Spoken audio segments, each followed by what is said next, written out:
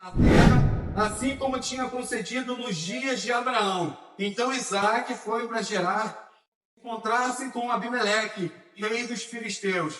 O Senhor apareceu a Isaac e disse: não desça ao Egito, mas fique na terra que eu lhe indicar. Ele falou: sai da tua terra, Abraão. Abraão, a gente vai falar de Abraão, lembrando dele. Sai da tua terra e vai para a terra que eu te mostrarei. Abraão fez o quê? Pegou, confiou na palavra do Senhor e fez o quê? Pegou a sua família e saiu para a terra que ele nem sabia onde era a terra. Não saiu só Abraão e Sarai, né, que na época era, mas saiu Abraão, Sarai e seus trabalhadores, aqueles seus servos. Saíram vários também animais e tudo, porque Abraão tinha posse, mas ele saiu caminhando para uma terra que, na verdade, ele não sabia onde era, mas ele confiou na voz que mandou ele sair. Rebeca, mulher de Isaac, ela era estéril. Sarai era o quê? Estéril. O Senhor, aproximadamente quando Abraão tinha 90 anos, ele prometeu um filho a Abraão, Isaac, o seu filho da promessa, que é esse que a gente está falando. Mas, na verdade, o Senhor fez a mesma coisa com Rebeca. Por quê? Porque começou a família lá, Noé veio, cumpriu tudo aquilo que o Senhor falou, e aí a gente agora está falando sobre Abraão, que ouviu a voz e saiu para aquilo que Deus mandou fazer, e que na verdade a descendência dele seria bendita. E essa descendência que hoje somos nós. Alguém tem que ouvir a voz, alguém precisa fazer, alguém talvez no caminho precisa até sofrer, porque no mundo tereis aflições, mas você precisa fazer algo para as próximas gerações, gerações do Nova que a gente acabou de apresentar. O que será dessa geração? O que nós pais, tios, filhos, estamos fazendo para garantir as próximas gerações? No mundo tereis aflições, mas a chave é ter bom ânimo. Se Deus te chamou para fazer algo, é porque Ele conta contigo. E Ele sabe que você vai fazer.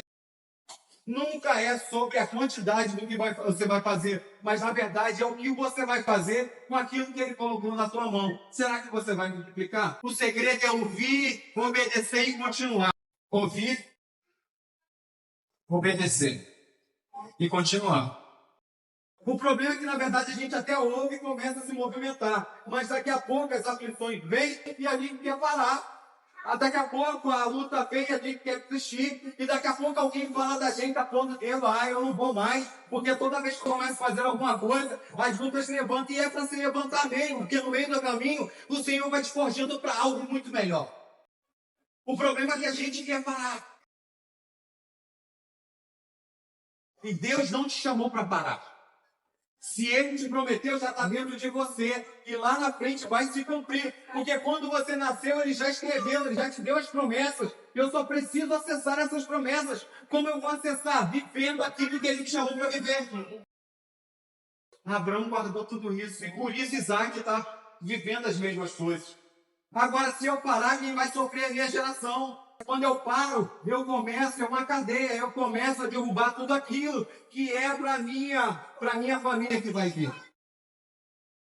Eu quero te falar uma coisa: se Deus prometeu no ventre dos teus pais, quando os seus pais eram da igreja e vivia tudo isso e aquilo que você está vivendo hoje, ótimo, continue trabalhando para gerações futuras. Mas se você não tem promessa porque veio de um lar que não era evangélico, hoje o Senhor te dá promessas, hoje o Senhor faz com que você possa viver para as próximas gerações. Você é responsável hoje para quem vai vir depois de você.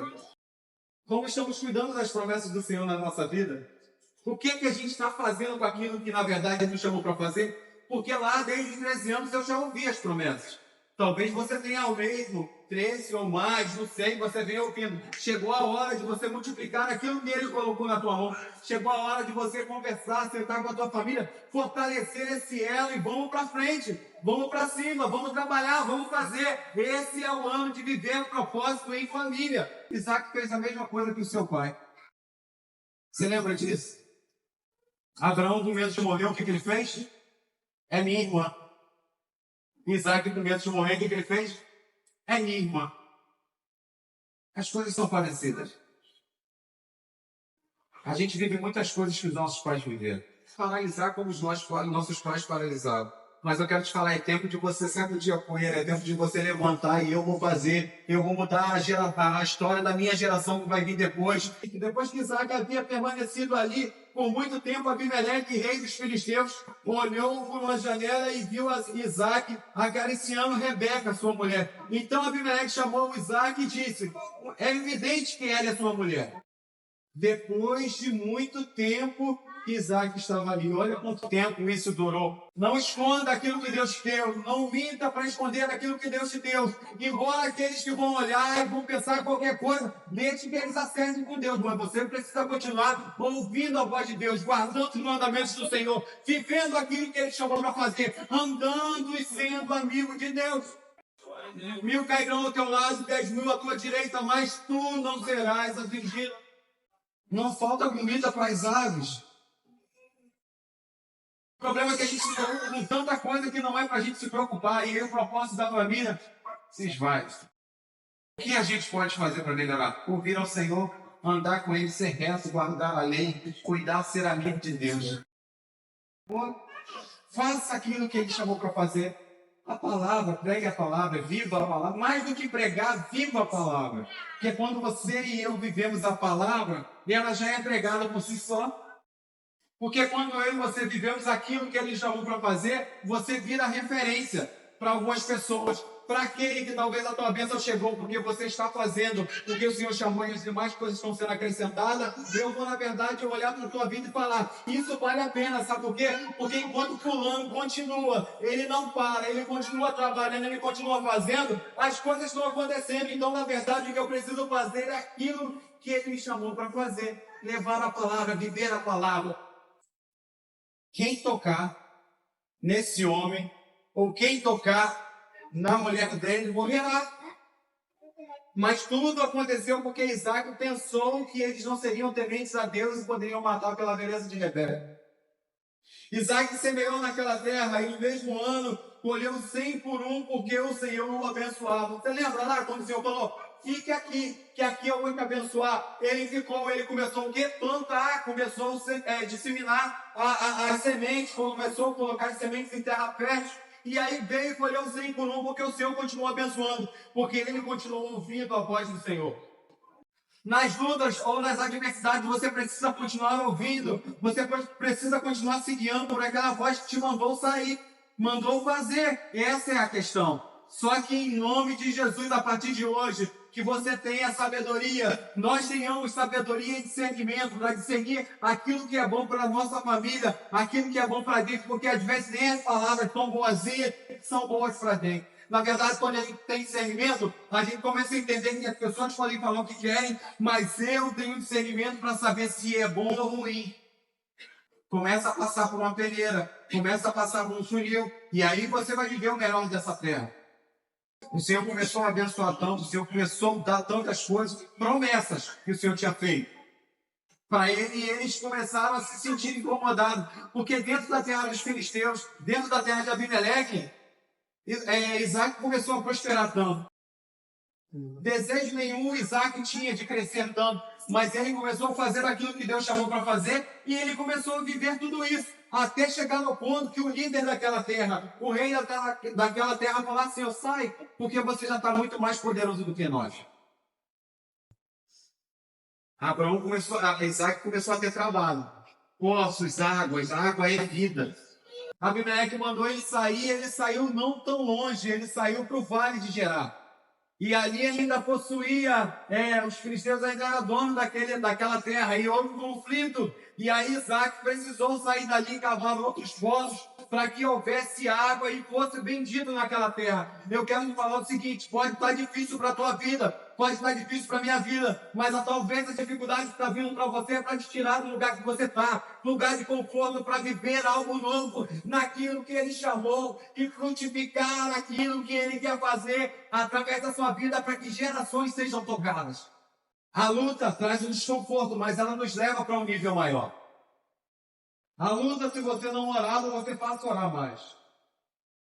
A luta, se você não buscar, você passa a buscar mais. Ela sempre vai te levar para um outro nível. Ela nunca vai te deixar no mesmo nível. Entenda o momento e a estação que você está vivendo, porque talvez essa estação que eu e você estamos vivendo é para que você viva o novo de Deus, a plenitude de Deus que Ele te chamou para viver. 24, o Senhor apareceu para ele de novo. Aí, na mesma noite, o Senhor lhe apareceu e disse: Eu sou o Deus do seu pai Abraão. Não tenha medo, porque eu estou com você. Eu o abençoarei e multiplicarei a sua descendência, por amor a Abraão, meu servo. Na verdade, com toda essa tripulação, com tudo isso que Isaac saiu e estava passando, o Senhor apareceu de novo e falou: Eu sou contigo. E eu declaro nessa noite que o Senhor está falando: Eu sou contigo. Não tenha medo, aquela promessa que eu fiz com os seus pais, você vai viver por amor a isso tudo que eu fiz com ele. Não tenha medo, viva aquilo que eu te chamei para viver. Sou eu que te capacito, sou eu que te chamei, sou eu que vou mudando, eu vou fazendo, eu limpo o caminho. Tem um hino que as senhoras cantam: eu corto, eu rampo, é um monte de coisa assim, e na verdade ele faz o que ele te chamou e pode fazer, porque na verdade enquanto você faz, ele vai cuidando, ele vai abrindo o caminho. Não é você que está lutando as suas guerras, você está lutando as guerras de um Deus que nunca perdeu guerra nenhuma. Entenda que você não vai perder. O Senhor fez o céu e ele mesmo fez o inferno. Essa é a realidade. O inferno não é nem do diabo, é do Senhor, ele que fez. Entende isso? Esse Deus tão poderoso. Então, se eu vivo e venho para cá todo domingo e adoro esse Deus e canto esse Deus e prego sobre esse Deus, eu preciso confiar nesse Deus. Não tenha medo, hoje eu renovo a minha aliança contigo. Se a aliança estava apagadinha, hoje eu vou renovar. Hoje vai haver renovo na tua vida. Hoje vai haver renovo na tua vida espiritual. Hoje vai haver renovo para você. Hoje vai haver renovo para a tua família, em nome de Jesus. E você vai viver o melhor dessa terra assim, fazendo aquilo que Ele te chamou para fazer. Aí olha só, depois que Deus falou com Isaac. Então Isaac levantou ali um altar. O que vocês lembram de domingo passado que eu falei? Quando Noé saiu da arca, que o Senhor falou: pode sair. E ele saiu, a primeira coisa que ele fez foi o quê? Um altar. O que você está fazendo em meio às suas guerras? Está levantando o altar ou está murmurando? Você está adorando aquele Deus que chamou em meio dessas guerras ou você está murmurando? O sofrimento vem, a luta vem, mas a gente precisa continuar adorando esse Deus que até hoje não falou nada que não se cumpriu. Precisamos adorar esse Deus mais em espírito e em verdade, não da boca para fora. Não de aparência, mas viver um avivamento, viver uma adoração explícita, uma adoração que vem do coração, uma adoração que quando eles levantavam o altar, chegava com um cheiro suave para o Senhor. Que as nossas adorações possam chegar ao trono do Senhor com um cheiro suave. Que tenhamos bom ânimo, que a paz que excede todo entendimento possa reinar sobre as nossas vidas.